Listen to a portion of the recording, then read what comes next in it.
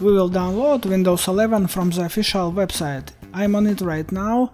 The link to this site will be under the video. You will need a flash drive. It must be at least 8 GB.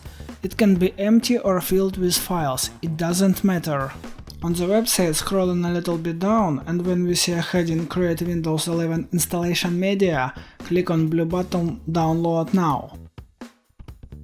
Open it. This app will download Windows 11 and make from USB stick bootable USB flash drive with Windows 11 operation system. Click Accept. In this window I can choose a language or edition of Windows 11.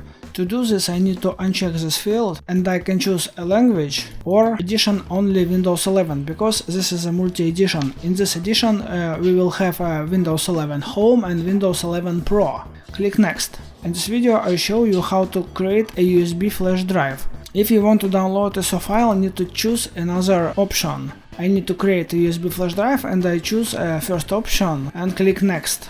My USB stick is in laptop and the app see it. USB stick called ESD-USB, and here it is. And I'm click Next.